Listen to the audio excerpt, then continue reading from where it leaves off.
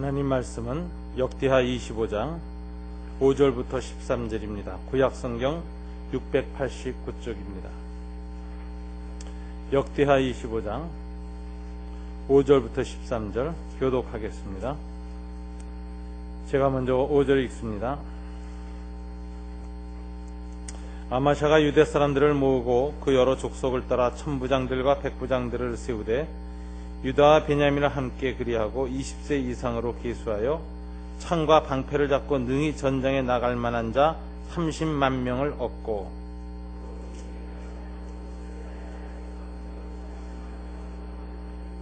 어떤 하나님의 사람이 아마샤에게 나와서 이르되 왕이여 이스라엘 군대를 왕과 함께 가게 하지 마옵소서.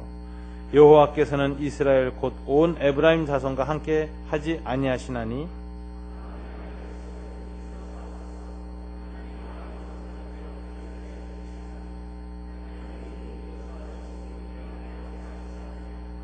아마샤가 하나님의 사람에게 이르되 내가 100달란트를 이스라엘 군대에게 주었으니 어찌할까? 하나님의 사람이 말하되 여호와께서 능히 이보다 많은 것을 왕에게 주실 수 있나이다 하니라.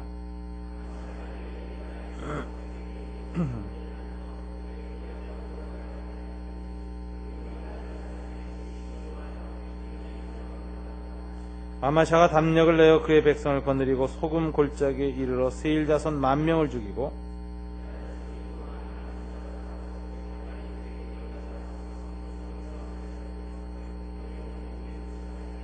다 함께 아마샤가 자기와 함께 전장에 나가지 못하게 하고 돌려보낸 군사들이 사마리아에서부터 벳호른까지 유다 성읍들을 약탈하고 사람 3,000명을 죽이고 물건을 많이 노략하였더라. 아멘. 오늘 본문의 사건은 BC 약 800년 797년경에 일어난 사건인데 유다왕 아마샤 치하에서 일어난 사건입니다. 오늘 유다왕 아마샤는 25장 1절에 보면 왕위에 오를 때 나이가 25세였습니다. 그리고 29년간을 다스려서 54세에 죽었습니다. 이 아마샤가 초기에는 하나님 앞에 신앙심을 가지고 통치를 잘했던 것 같습니다. 그래서 2절에 보면 아마샤가 여호와께서 보시기에 정직하게 행하였다라고 했습니다. 근데 아마샤의 문제점은 이 정직하게 행하는 것을 끝까지 견지하지 못했다는 것입니다. 그래서 아마샤의 후기는 오히려 우상숭배를 하게 되고 하나님의 심판을 받아서 죽게 됩니다. 그래서 2절에 보면 정직하게 행하기는 하였으나 온전한 마음으로 행하지 아니하였더라. 끝까지 마음을 다하지 못했다라고 하는 아쉬움이 들어가 있는 역사적 평가를 받고 있습니다. 어쨌든 이 아마샤는 여호와 보시기에 정직히 행했다는 평을 받을 만큼 출발이 비교적 좋은 왕이었습니다. 나름대로 이 사람이 믿음으로 살고 말씀 따라 살았다는 증거가 바로 3절과 4절에 나옵니다. 이런 사건이 생겼습니다. 그의 나라가 굳게 섬에 그의 부왕을 죽인 신하들을 죽였으나 4절 다 같이 읽어볼까요? 그들의 자녀들은 죽이지 아니하였으니 이는 모세의 율법책에 기록된 대로 함이라. 곧 여호와께서 명령하여 이르시기를 자녀로 말미암아 아버지를 죽이지 말 것이요 아버지로 말미암아 자녀를 죽이지 말 것이라. 오직 각 사람은 자기의 죄로 말미암아 죽을 것이니라 하셨더라. 이 아마샤는 자기 아버지를 죽인 신하들, 즉 역적들을 찾아서 죽이는 사건이 이제 3절에 나옵니다. 그의 통치가 좀 굳건하게 되자 아버지의 원수를 갚았습니다. 반역도당들을 죽였습니다. 근데 4절에 보면 이 아마샤가 아주 놀라운 일을 행하는데 그의 자녀들을 죽이지 아니하였다. 이렇게 돼 있어요. 왜냐하면 모세 율법책에 바로 아버지로 인해서 자식을 죽이지 말고 자녀로 인해서 아버지를 죽여서는 안 된다. 사람은 오직 자기의 죄로 말미암아 자기만 책임지게 될 것이다 라고 하는 말씀을 아마샤가 지켰기 때문이다. 이렇게 되어 있습니다. 여러분, 이것은 굉장히 놀라운 사건입니다. 고대 중근동 국가나 우리나라에 불과 몇백 년 전에 이주했 때에도 반역한 사람은 어떻게 됩니까? 3족 9족이 멸합니다. 그래서 사돈의 8촌이 반역하면 함께 멸망당하는 거예요. 다 끌려가고 죽습니다. 그런 비참한 일들이 고대 세계에 아주 있었습니다. 또 여러분, 대한민국에도 이게 얼마 전까지 법으로는 그렇지 않았지만 사회 가능해로 있었는데 이걸 연좌제라고 합니다. 아버지가 죄를 지으면 아들이 그 집안에다 영향을 미칩니다. 우리는 또 특별히 남북 사이의 분단 가운데서 전쟁도 했기 때문에 집안 중에 공산주의자가 하나 나오면 그 집안의 자식이나 이런 사람들은 다 사회생활을 제대로 못하는 그런 것입니다. 국가 공무원으로 써주질 않았습니다. 취직도 안 됐습니다. 그래서 이렇게 똑똑하고 서울대 나왔던 이문열 씨가 취직을 못했던 거죠. 아버지가 남노당 출신이었기 때문에 취직을 못했습니다. 그래서 그 사람이 공무원도 못 되고 아무것도 못 됐기 때문에 작가가 되기로 결심해서 오늘날 한국에 대표하는 문호 중에 한 사람이 됐는데, 이게 소위 연좌제라는 것입니다. 이렇게 이 인간의 이 정말 이 죄의 문제를 어디에 국한시키느냐 하는 문제에 대해서 최근에 한국 사회조차도, 그리고 바로 200년 전만 해도 전 세계 모든 법은 이처럼 아들이 죄를 지어도 아버지 죽이고, 아버지가 죄 지으면 아들 다 죽이고, 특별히 역적이다 하면은 사돈의 8천 구족을 멸하는 이런 무서운 범죄였습니다. 그런데 이것이 다 그 당시에 법으로 이렇게 정해져 있었어요. 마땅한 것이었어요. 통치자의 입장에서는 굉장히 이게 모험입니다. 어떤 사람들을 죽였을 때 그 자식들을 남겨놓으면 어떻게 될까요? 자식들이 보복할 것입니다. 그래서 정말 잡초를 뽑으려면 뿌리까지 뽑아야 된다 해가지고 손자, 자식 다 죽이는 것이 고대의 제왕들의 일관된 태도였습니다. 그런데 지금으로부터 무려 3,000년 전에 만들어진, 3,500년 전에 만들어진 모세율법에 바로 연좌제를 금지하는 법률이 생긴 것입니다. 이게 얼마나 고대의 법들 또는 최근대 법까지도 살펴보면은 이게 얼마나 고매한 사상인지 모릅니다. 인간의 인권을 중요시 여기고 정말 인간의 존엄성을 강조하고 부모의 죄로 인해서 자식을 죽이지 않게 하고 죄의 책임은 인격 당사자에게만 묻겠다라고 하는 아주 고도의 인권 사상이 이미 지금부터 3,500년 전 법률에 있었다는 건 아주 놀라운 일입니다. 최근의 근대법들조차도 이런 법이 없었기 때문에 그렇습니다. 저한테 학부 때 모세법을 가르쳐 주신 분이 나중에 그 경희대학교의 법대 대학원장을 지내셨는데, 그분은 장로님이셨습니다. 이영국 교수님이신데, 이분은 독일 하이델베르그 대학에서 비교 법학을 전공하신 분입니다. 그런데 비교 법학을 전공하셨는데 참 신기한 건 이분이 신앙이 굉장히 좋았어요. 그래서 제출한 박사학위 논문이 모세 법전에 나타난 법철학이었습니다. 이분이 우리에게 이 모세법을 가르쳐 주시면서 아주 이런 얘기를 하셨어요. 고대 하무라비 법전이나 이 모세 법전하고 당대의 같은 법이었던 그 이집트 법전이나 가나안의 이 일곱 족속이 갖고 있었던 그들의 법전을 전부 다 비교해 보면 이런 반역죄나 죄를 지으면요, 그 가족들을 다 죽이는 겁니다. 그리고 여자들은, 남자들은 다 죽이고 여자들은 코나 귀를 잘라요. 일관되게. 그래가지고 저희 노비로 쓰는 거예요. 노비로.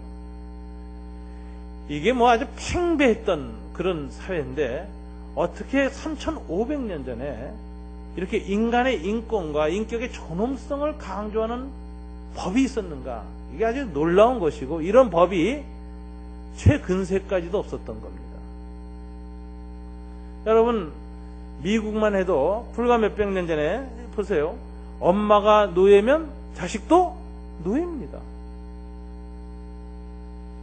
이런 세상에 3,500년 전에 이런 고상한 법이 있었다라는 것, 그 교수님 그러셨어요. 자기가 논문에서는 그런 말을 쓰지 않았지만 비교 법학에서 모세법의 도덕적 우월성을 강조하는 논문을 썼지만 자기 마음속에는 이런 고상한 인권 사상은 당대의 인간들의 생각에서 도저히 나올 수 없는 거다. 이것은 하나님이 준 생각이다. 하나님이 인간에 대해서 귀중히 여기는 그 사상이 이렇게 모세법을 통해서 나타났는데 정말 놀라운 것이다. 이렇게 얘기를 합니다. 오늘 아마샤가 이 하나님의 여호와의 말씀에 따라 이 법을 지켰습니다. 그러니까 아마샤가 역적 자손들의 목숨을 빼앗지 않은 것은 참 나름대로 믿음을 가지고 말씀을 따라 살려고 애쓴 왕이었다 하는 것을 보여주는 사건이 바로 이 3, 4절에 나오는 사건입니다. 그러나 이처럼 나름대로 믿음을 가졌던 아마샤가 오늘은 큰 신앙의 딜레마에 빠졌습니다. 그 이야기가 5절, 6절에 나오는데 이게 뭐냐? 에돔과의 전쟁이 벌어졌습니다. 에돔은 에서의 후손이고 이스라엘과는 마치 정말 혈통이 같은 두 민족입니다. 마치 우리나라하고 일본하고 비슷해요. 우리나라하고 일본 사람들이 혈통이 아주 거의 유사하지 않습니까? 언어와 문화가 다르지만 굉장히 비슷합니다. 그런데 이것이 서로 이제 항상 원수인 거예요. 에돔 족속이 이스라엘을 얼마나 괴롭히고 이스라엘 백성을 괴롭히는지 힘이 들고 아주 그 원한이 맺힌 그런 족속입니다. 에돔 족속은 특별히 세일산이라는 곳에 가서 거하는 족속입니다. 아주 그 요르단 쪽에, 지금 요르단 쪽에 보면 거대한 산지가 있고 바위산이 있고 거기에 거하면서 주로 약탈과 노략을 일삼아서 고대의 무역로에 있는 대상들을 습격해서 먹고 살았습니다. 시원찮을 때는 또 다른 나라를 침범해서 기습 공격을 해서 금은보화를 약탈해 가서 살고 있던 정말 마적 같은 민족이 이 에돔 족속입니다. 이 에돔 족속이 살고 있는 이 지역이 지금 관광을 가보시면 소위 페트라라고 하는 곳입니다. 나중에 아라비아 족속, 나바티안 족속들이 거주하면서 훌륭한 건축물을 남겼지만 원래 그곳은 에돔 족속이 거하던 지역입니다. 지형지물이 굉장히 기이하고 긴 안반 사이로 난 통로가 있어가지고 한 명이 100명, 1000명, 10,000명을 대적할 수 있는 그런 요새지에 살았습니다. 이 에돔에 대해서 이스라엘의 골칫거리였기 때문에 아마샤가 힘을 좀 가진 다음에는 이 에돔을 징벌하기로 작정했습니다. 5절에 보니까 20세 이상의 군사를 셌더니 30만 명을 모병을 했습니다.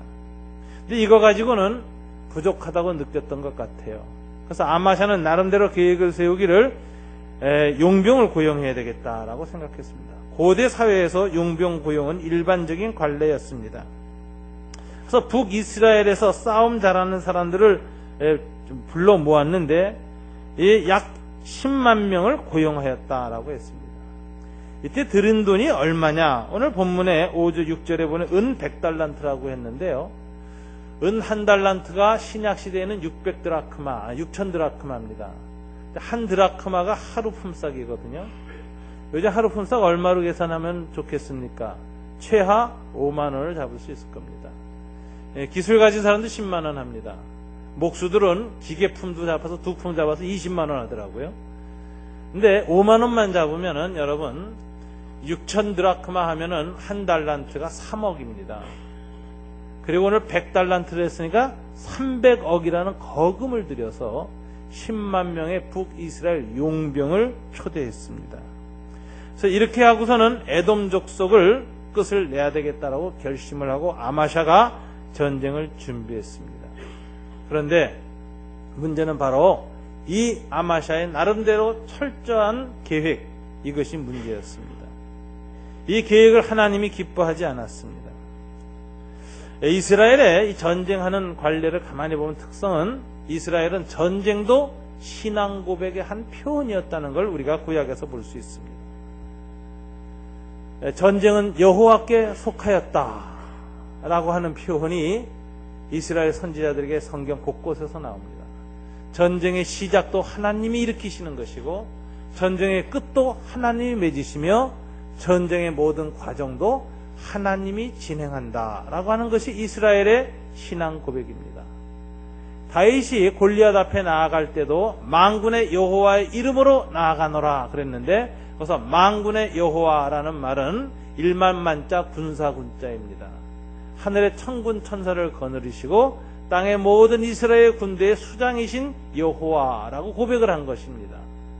그래서 전쟁은 여호와께 속하였고 전쟁의 모든 병권은 여호와께서 통수권을 갖고 전략을 짜시고 지도하시고 인도하신다는 고백을 가지고 전쟁을 하는 것입니다.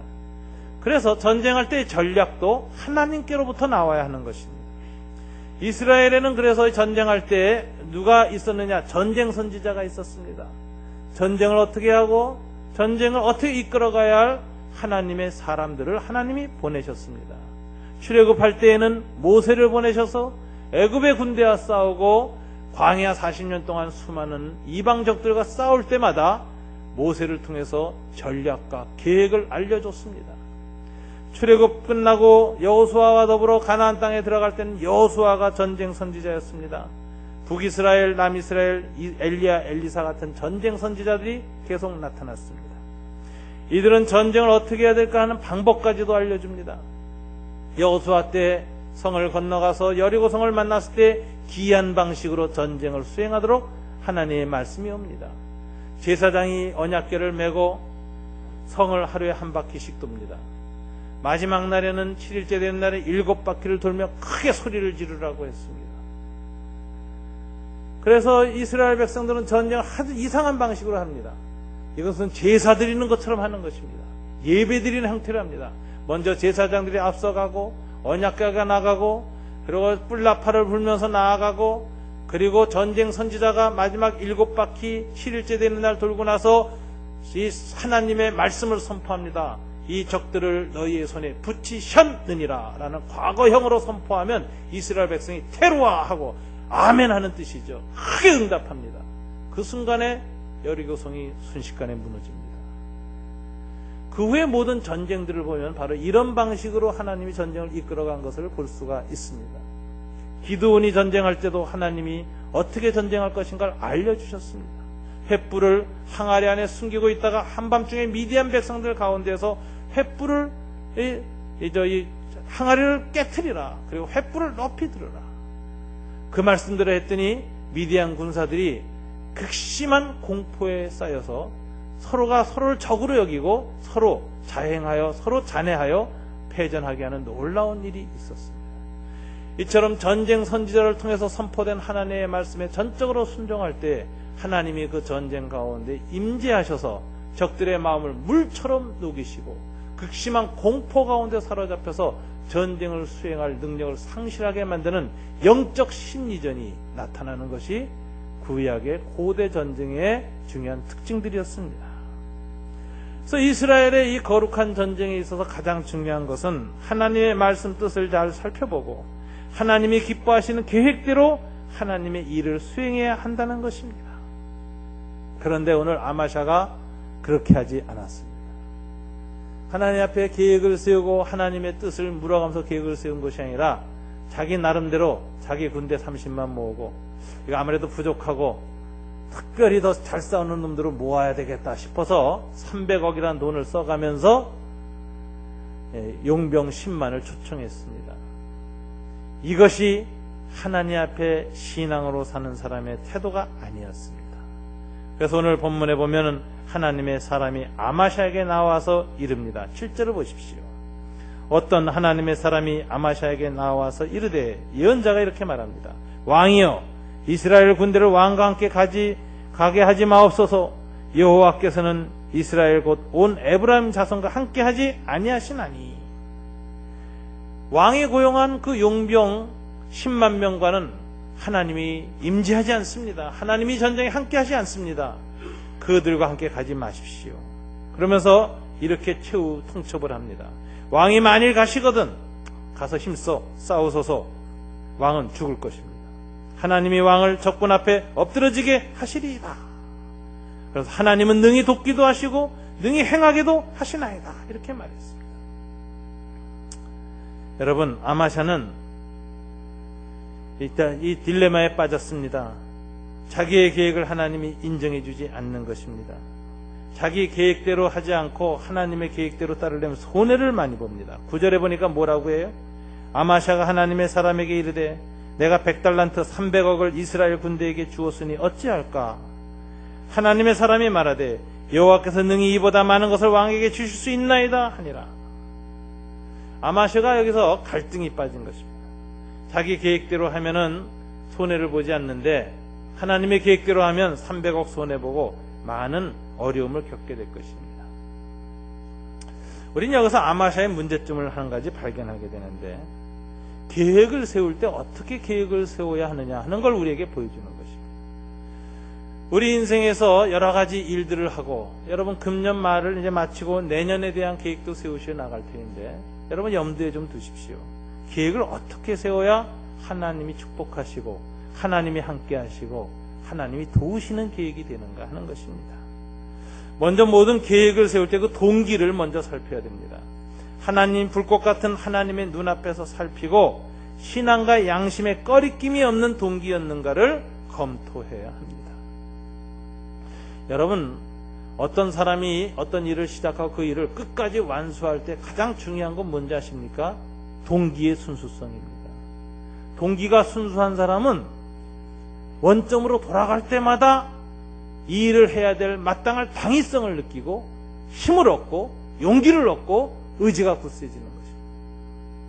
순수한 동기라는 것은 촛불과 같습니다. 우리 마음속에 이 순수한 동기란 촛불 하나 딱 켜고 있으면, 이상하게 하나님이 기뻐하시는 동기면 하나님이 하나님 앞에 쓸 때마다 기름을 부어주십니다.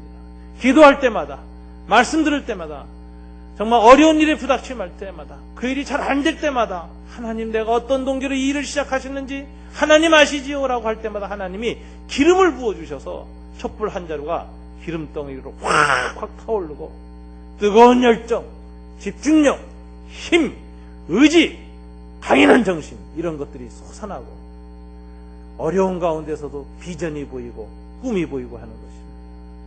그래서 계획을 세울 때 제일 중요한 것은 하나님 앞에 순결한 동기로 세우는 계획인가, 계획의 동기를 점검하는 것이 중요합니다. 점검하는 가운데 성령의 감화, 양심의 담대함이 일어나는 순결한 동기를 구했다면, 두 번째, 하나님의 지혜를 구해야 합니다. 이 지혜라는 것이 무엇인가? 하나님을 의지할 때 지혜와 지식의 근본이신 여호와께서 우리의 계획을 축복하시는 것입니다. 사람이 정보를 많이 접해도 하나님이 축복하지 않으면 그것이 지식이 되지 못합니다. 아무리 많은 정보를 인터넷이나 어디에서 접하면 뭐합니까? 머릿속에 남질 않는데요. 기초 자료가 되지 않습니다. 그 어리석은 것입니다. 근데 지식이 많아도 하나님이 축복하지 않으면 지혜가 생기지 않습니다.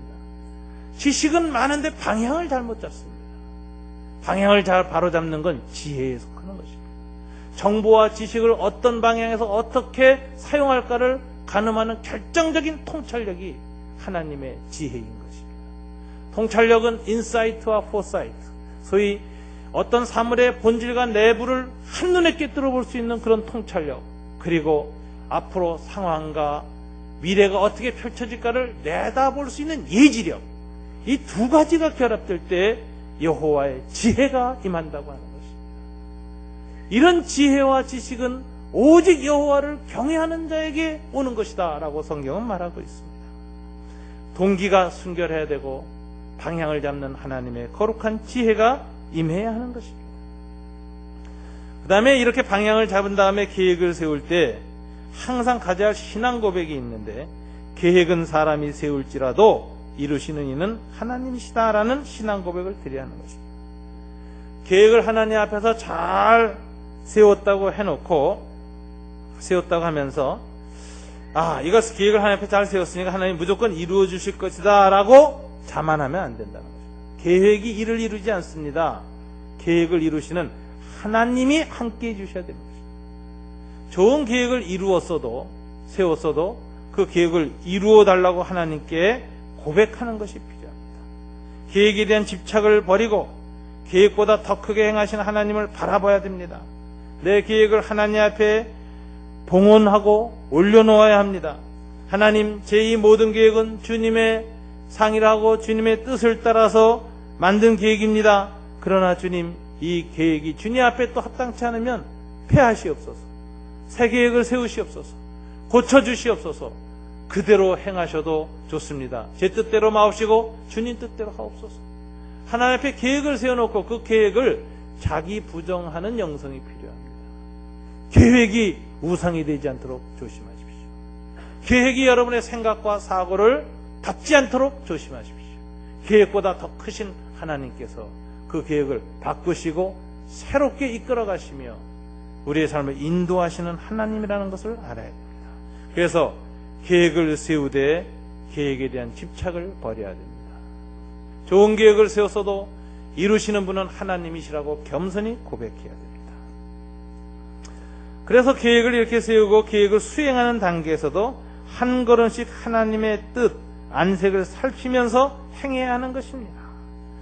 제가 하나님의 인도를 받는 사람들에 관한 책 중에 보니까는 하나님의 이 인도를 받을 때 no signal, 즉 특별한 메시지가 없을 때, 하나님의 아무 말씀도 안 하실 때는 어떻게 해야 할 것인가? 그것은 keep going이라는 거예요.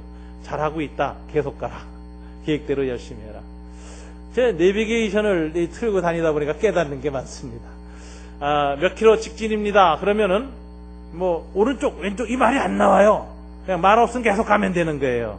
그리고 이제 오른쪽이나 왼쪽으로 갈 때면 몇 미터 앞에서 오른쪽입니다, 뭐 이렇게 나오잖아요. 하나님의 인도를 받을 때에도 하나님 앞에서 계획을 세우고 우리가 열심히 행할 때 하나님의 아무 말씀 없으실 때는 잘하고 있다, 계속 가라는 뜻입니다. 그러나 언제든지 어떤 자세가 있어야 되느냐? 하나님이 오른쪽으로 가라면 오른쪽으로 핸들을 돌릴 마음, 슬라그란 브레이크를 탁 밟으려는 준비를 항상 하고 있어야 됩니다. 하나님에 대한 민감함이 항상 풍성해야 된다는 것입니다. 이런 자세를 가지고 계획을 이루어 나갈 때 하나님 그 계획을 기뻐하시고 그 계획이 이루어지는 데 함께하는 것입니다. 고대 이스라엘의 전쟁에 있어서도 바로 하나님 앞에서 이런 식으로 계획을 세우고 이렇게 하나님의 인도를 받아야 되는데 아마샤는 오늘 그러지 않았습니다. 자기의 인간적인 생각으로 계산하고 자기에 있는 돈을 계산하고 용병을 고용할 생각을 하고 300억을 쓰면서 전쟁에 나갔는데 하나님의 사자가 나타나서 그런 식으로 전쟁을 하고 하나님의 전쟁을 하는 것을 하나님 기뻐하시지 않습니다. 특별히 북이스라엘 용병 고용한 것을 하나님이 기뻐하지 않습니다. 그러면서 아주 신랄하게 말했죠. 듣기 싫으면 전쟁에 가십시오. 틀림없이 왕은 적군 앞에서 칼에 찔려 엎드려져 죽을 것입니다. 이 말을 들으니까 아마샤가 두려움이 생겼습니다. 그래서 고민을 얘기했죠. 내가 이미 300억을 이스라엘 군대에게 줬는데 어찌할까? 그러니까 이 선지자가 뭐라고 합니까? 9절에 보면 여호와께서 능히 이보다 많은 것을 왕에게 주실 수 있나이다. 오늘 본문에서 강조된 하나님의 메시지는 능히입니다. 능히가 3번이 나와요. 하나님은 능히 돕기도 하시고 능히 패하게도 하시나이다. 영어 성경에 보니까 God has power to help and to bring down. 하나님은 우리를 도울 수 있는 능력도 갖고 계시고 또 땅바닥에다 내팽개칠 능력도 갖고 계시다. 이렇게 얘기하는 거예요. 그리고 하나님 앞에 믿음으로 살 때 손해를 볼 것 같은 경우가 있습니다. 오늘 아마샤 300억 손해를 봅니다. 뿐만 아니라 13절에 보니까 이 이스라엘 군대가 사마리아부터 벳호른까지 유다 성읍들을 약탈하고 사람 3,000명을 죽이고 물건을 많이 노략하였더라. 용병을 고용해놓고 안 쓰고 돌려보내는 일이 굉장히 위험한 일입니다. 손해를 봅니다. 왜 그럴까요? 고대 전투에서 용병들은 전쟁에 참여해서 얻은 탈취품이나 전리품을 자기 것으로 갖는 겁니다. 즉 보너스입니다. 성과급이에요. 그런데 이거 안 준다는 거 아니에요. 돌려보내니까. 그러니까 이 사람들이 화가 나서 돌아가면서 악한 짓을 하고 갔습니다. 그럼에도 불구하고 이 손해를 감수하기로 결심을 한 것입니다.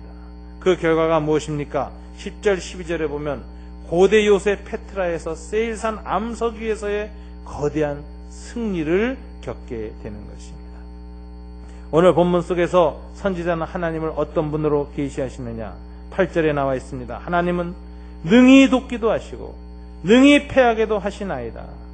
여호와께서 능히 이보다 많은 것을 왕에게 주실 수 있나이다.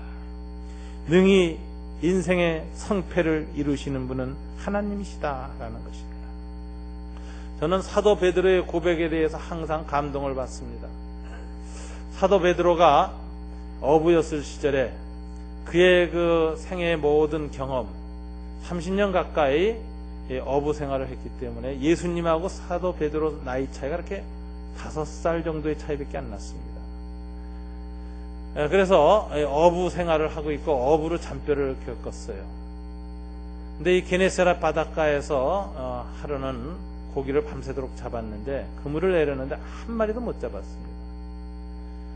아침 동력에 그는 저녁에 또다시 그물을 내리기 위해서 허탈감 속에서 그물을 깃고 있습니다.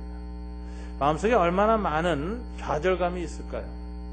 하루 벌어서 하루 사는 인생에 오늘 하루도 또 그물을 잡지 못했습니다. 내일도 밤에 그물을 잡는다, 고기를 잡는다는 보장이 없습니다. 찢어진 그물을 그러나 그 절망 속에서, 좌절 속에서 다시 메울 수밖에 없는 그 삶, 다른 방도가 없는 겁니다. 다른 방식으로 먹고 살 용기도 길도 없는 겁니다. 실패하고 있는 이 일을 계속 무한히 해야만 되는 그 비참한 삶, 절망적인 삶, 그것이 새벽에 그물을 깃고 있는 베드로의 마음이었습니다. 그 절망적인 어두움, 어스름 속에 갑자기 예수님이 나타났습니다. 자기 배에 올라타시 들인 무리들을 향해서 말씀을 가르치기 시작하셨습니다. 베드로가 그 전까지는 그 주님의 말씀이 안 들어왔는데 삶의 한계를 깨닫고 자기 인생의 절망감 같은 것, 허탈감이 마음에 꽉 차 있을 때 이상하게 빈 마음이 되어서 예수님의 말씀이 들리기 시작한 것입니다. 그리고 머리를 끄덕이기 시작했습니다. 저분의 말씀은 맞다. 근데 그분이 자기한테 다가와서 베드로야, 배를 몰고 깊은 데로 가자. 가서 그물을 내려라. 그랬습니다. 이 디베랴 바닷가는 이 헐몬산에서, 눈산에서 내려온 눈이 녹은 물로 이루어진 이 바다이기 때문에 지금도 이 디베랴 바다, 갈릴리 바다에서는 어부들이 밤에 그물을 내립니다. 왜냐하면 낮은 너무나 그 물이 투명하고 깨끗해서 햇빛이 깊이 들이치기 때문에 물고기들이 다 숨어서 수초에 깊이 파묻혀서 낮엔 잠을 잡니다. 그래서 낮에 그물을 잡으려면 주변에 얕은 곳에 가서 그물을 내서 이 수초 바닥을 흙는 방식 외에는 잡을 길이 없어요. 근데 주님이 오늘 아주 영 거꾸로 말하는 것입니다. 깊은 데로 가자. 그물을 내려라. 그물은 바닥에 닿지도 못합니다. 물에는 물고기들이 떠 있질 않습니다. 깊이 가라앉아 있습니다. 이것은 어부 생활 오래 한 이 베드로에게 있어서는 어불성설입니다. 내릴 필요도 없습니다. 기껏 꼬매놓은 그물 다시 찢어질 뿐입니다.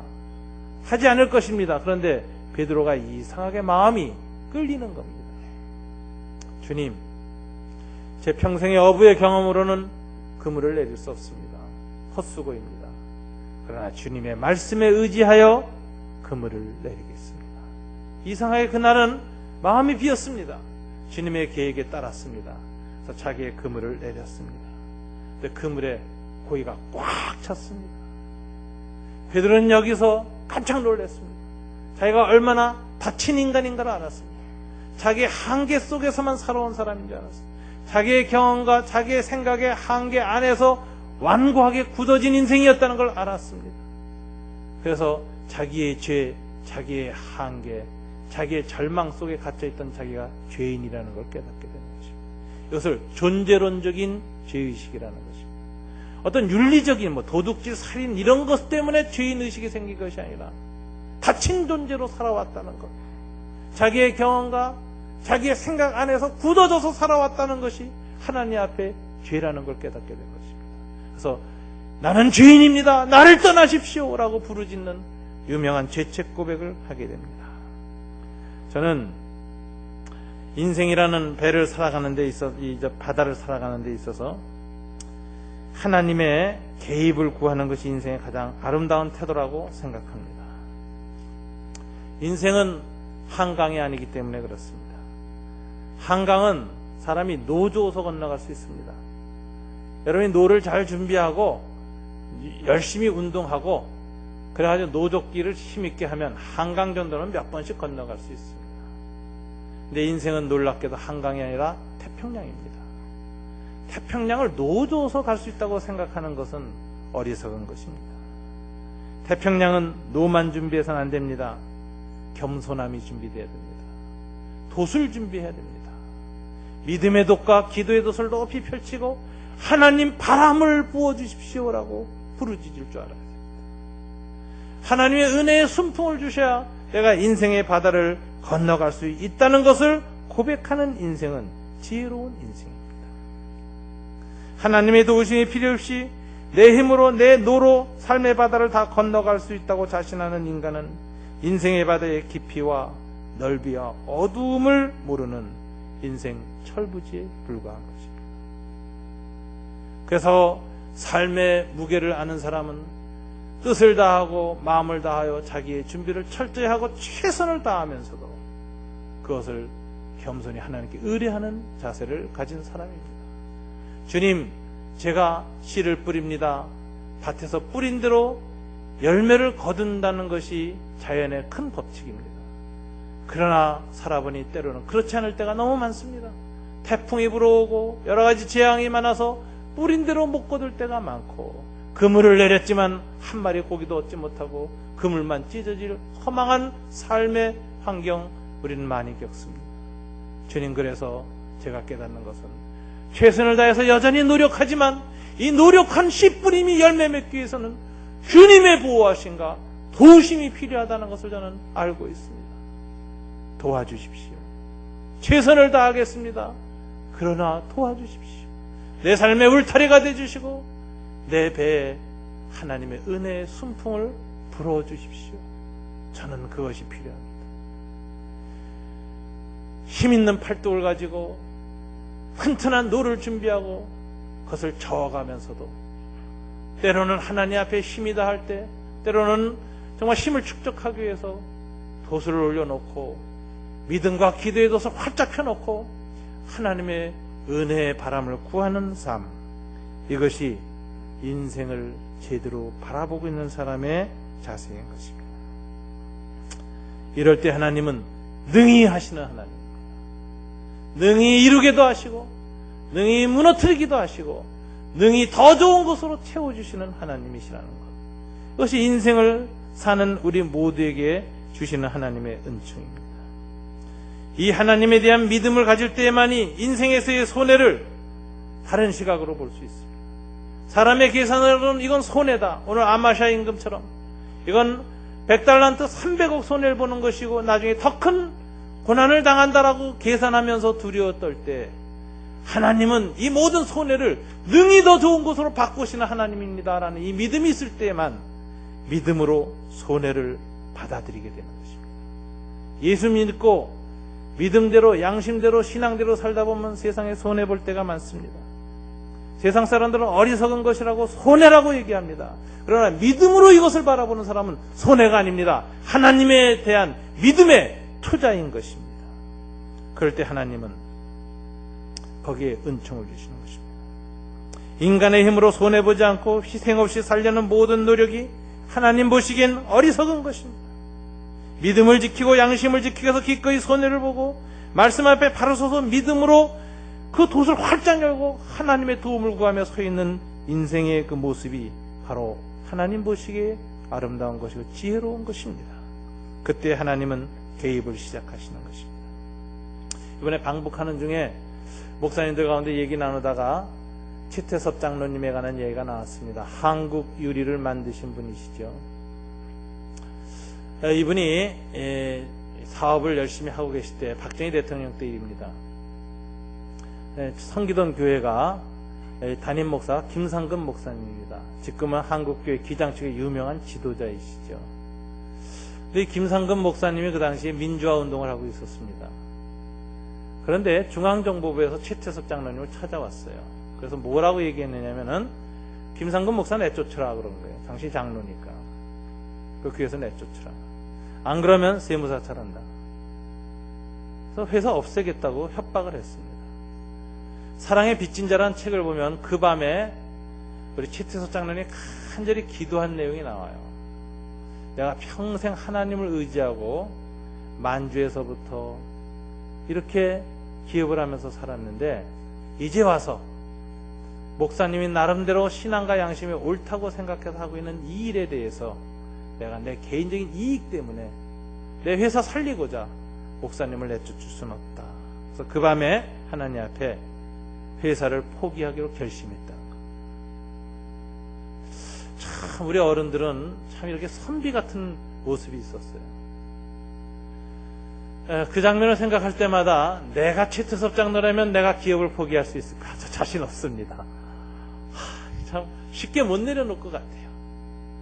그런데 교회와 목사님을 지키기로 결심하고 하나님 앞에서 평생 일궈온 기업을 내려놓기로 결심하고 기도하셨던 최태섭 장로님, 이런 분들이 있어서 한국교회 빛이 되고 모범이 되는 것입니다.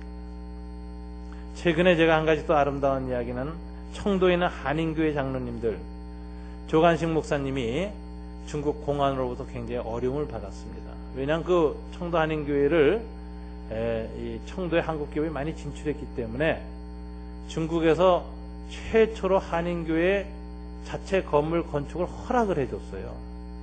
그래서 건물을 잘 지었고 꼭대기에 십자가까지 딱 달았는데 이 교회 위치가 중국의 하이얼전자 본사 앞입니다.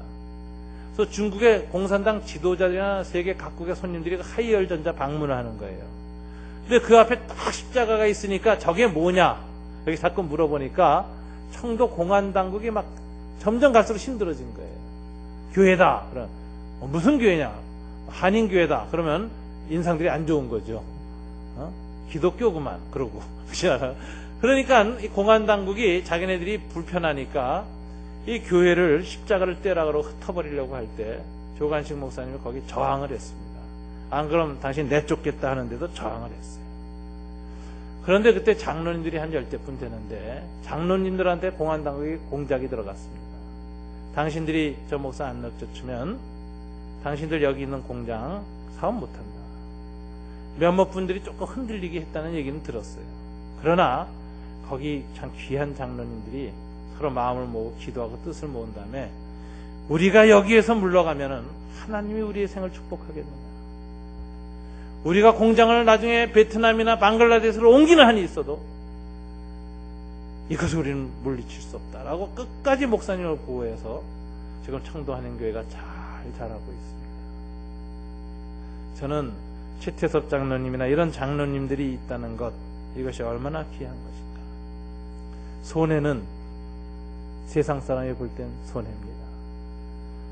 그러나 손해인 줄 알면서도 믿음으로 그것을 감수하기로 작정할 때부터는 그때는 손해가 아니라 하나님에 대한 투자입니다. 그때부터 하나님의 지분이 생기는 것이고 하나님이 개입하시는 것입니다. 하나님은 능히 세우기도 하시고 능히 패하게도 하시고 능히 더 좋은 것으로 갚아주시는 분입니다. 이 하나님을 믿고 우린 인생의 바다로 나아가는 것입니다. 우리가 준비한 노와 우리가 준비한 튼튼한 체력을 바탕으로 애쓰고 힘을 다하면서도 겸손하게 이루시는 이는 하나님이십니다. 믿음과 기도의 닷을 높이 핀 사람들에게 주님께서는 그 돛에 맞추어서 바람을 보내시는 것입니다.